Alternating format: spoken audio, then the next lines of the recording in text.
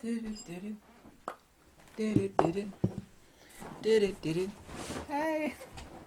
And the fat guy plops down in the chair. What are you doing there? Whew, got a lot of sun on my face. I've been out in the yard all day. Well, not all day, but a lot of it. The most hated Fujifilm lens that you should actually love. And of course, it's debatable. My most hated, and I have all the X-series lenses except for the 18mm, and the reason I don't have the 18mm is because I would never recommend it to anybody for countless reasons. And nobody ever mentions it because it's literally not that good. It's not that good. But that's not the most hated Fujifilm lens. Two lenses really, that nobody hardly ever talks about are these two. And they're both really awesome, but there's no such thing as a perfect lens. Obviously so. I hear they're going to come out with a new version of the 27mm Pancake, because the early prototype actually had an aperture ring on it, but for sake of cost reduction, they decided to go with an apertureless 27mm. It cut down production costs and make the 27mm pretty damn cheap. Used to have a couple of these. I sold one to my buddy. He uses it all the time. And it's not this particular one. It could be either one of these. The one I want to actually focus on the 60mm 2.4. Nobody ever talks about this lens. This lens is actually really incredible. You can get them used all day long for right around $300. Multi-purpose lens. Actually, my top recommended Nikon lens, interestingly enough, is a 60mm 2.8, and it's a lot bigger than this. Of course, it's a full-frame lens, but for $300 used, this lens is incredible. What's so great about it, right? Because everybody has like a 56mm, most everybody, 56mm 1.2. For portraiture, great bokeh, wonderful. It's the equivalent of an 85mm f1.8, shot at f1.2, or even f1.4. It looks identical. Pretty expensive. I have both versions, including the APD version. A lot more expensive, significantly larger and more heavier than this. This lens at 2.4 has better bokeh and is a better portrait lens and better image fidelity, or what you would call micro contrast, than does the 56mm f1.2 shot at f2.4. This is a true macro lens. It's great for portraiture. It's great for macro. It's lightweight, compact. It does not have fast autofocus. Obviously one of the best lenses in the whole world, and I'm a true junkie for macro lenses, is the 80mm 2.8 Fujifilm.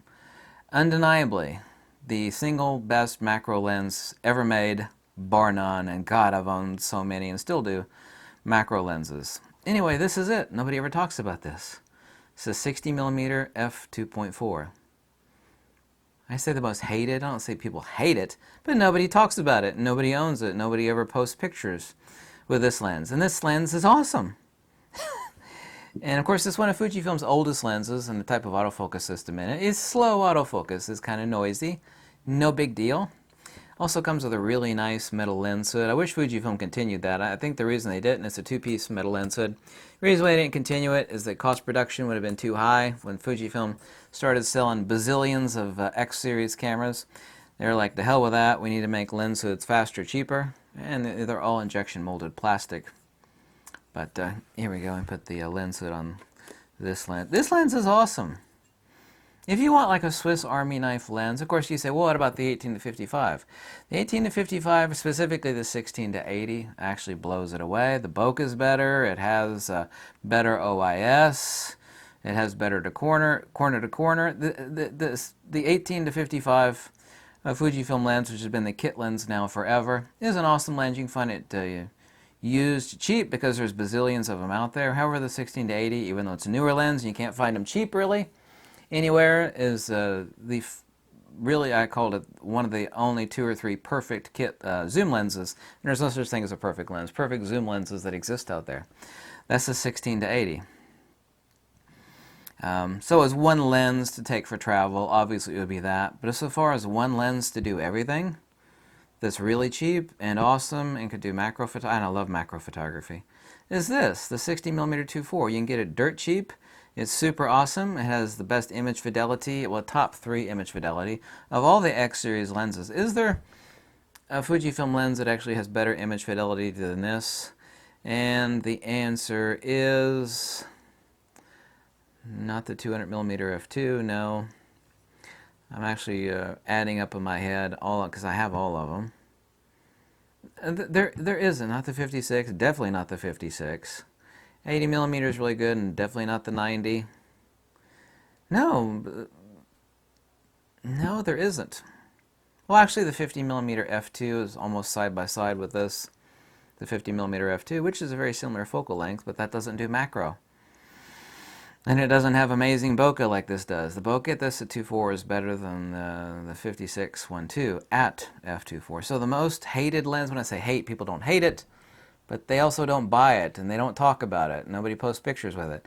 This is it, the 60mm f2.4.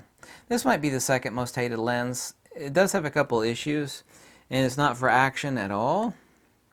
It's the 27mm f2.8. Very noisy autofocus, slow auto. You can stick this on an XT4 and it's still going to be slow.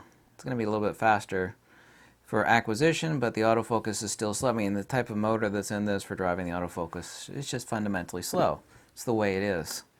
The lens is also too cheap. So both of these are almost a toss-up for the most hated Fujifilm X-mount lens. By hate, I don't literally mean hate, but meaning people don't buy it, they don't talk about it, and they don't post pictures of it. That's kind of my definition of hate here. So if you're looking for a really cheap yet awesome Fujifilm X-mount lens, either one of these, and of course they're different focal lengths for different use, 27mm Pancake, tiny, compact, almost like a body cap, not that small, but close. And the 60mm 2.4, great for portraiture, great for macro, great for everything actually. But it is noisy autofocus, and it's not for video. Neither one of these are for video. Forget about it for video. No hell, no way in hell for video. Great for portraiture, use of everything, and also, too, of course, obviously great for macro. There we go. The two hated Fujifilm X-mount lenses that are actually awesome. Okay? I really did want to make a video about this because nobody ever talks about these, and they're great, actually. Was that enough? I think I nailed it. Thank you.